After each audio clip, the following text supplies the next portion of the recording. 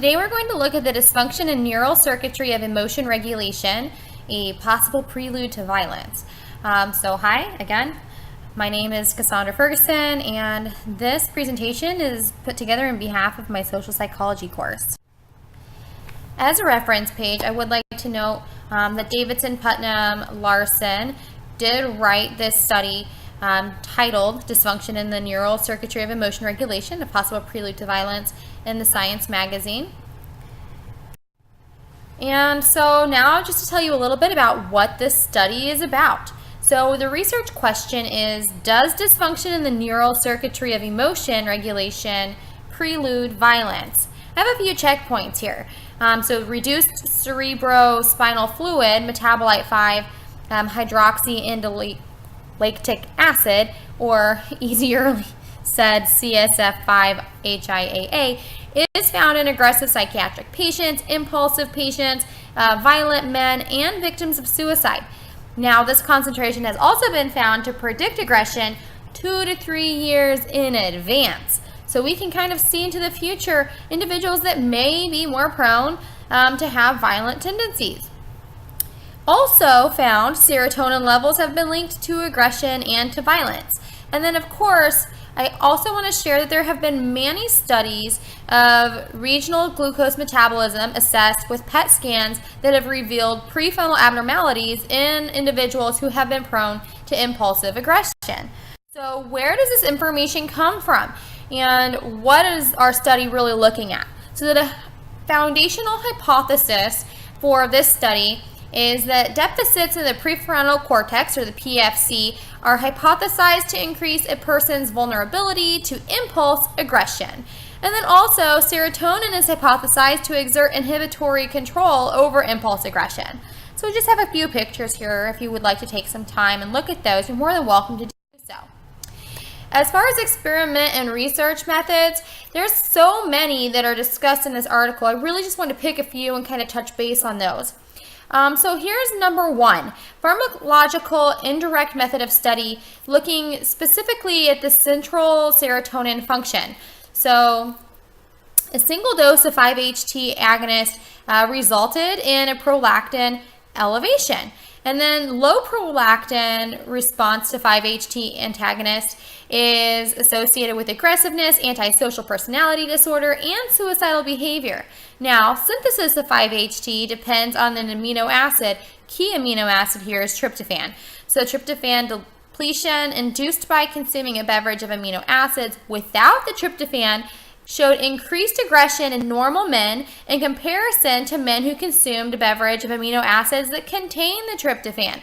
So without it, we saw aggression. With it, we saw just regular old everyday activity.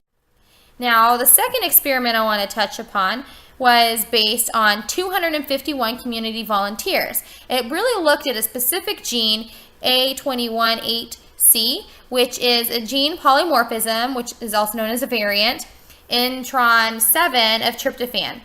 Now, with this being said, it's important to note that this gene is responsible for rate-limiting enzyme and serotonin biosynthesis. And what we found here is that subjects who had scored higher on several measures for aggression had this gene and alternate forms of this gene in their system. Male subjects' prolactin response to fenfluramine was blunted in subjects with anti-U allele as compared to anti-L allele.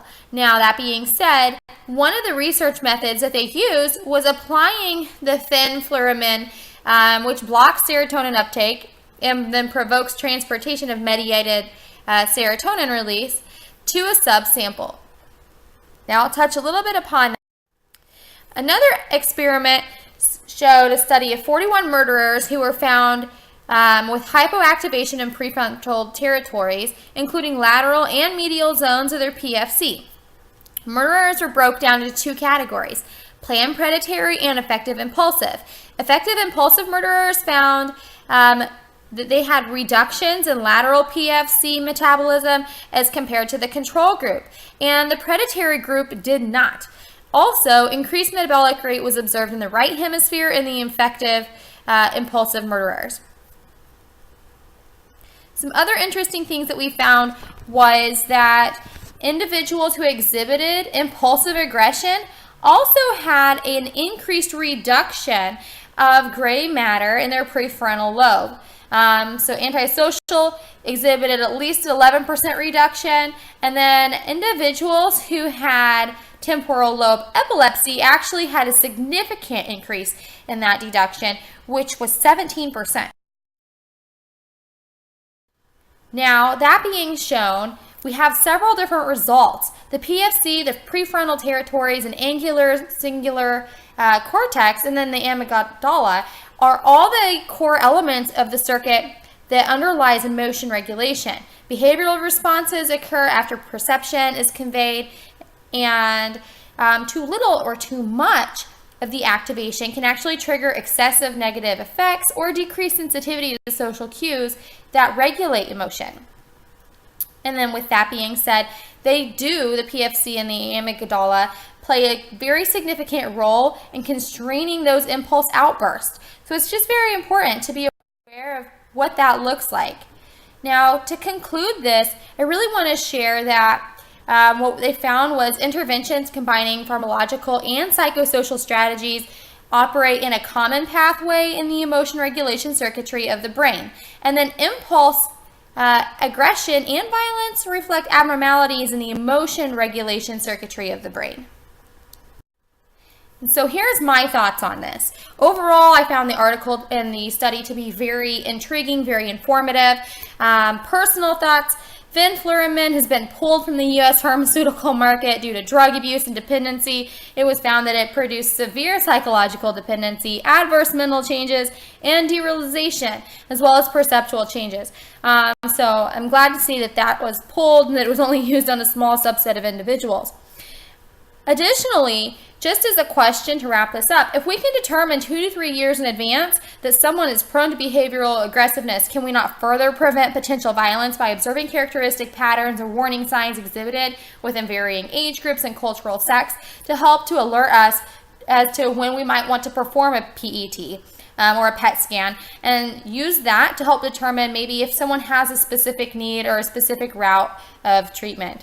And that's my thoughts on this. I hope you enjoyed the article as much as I did. Thanks, and have a great day.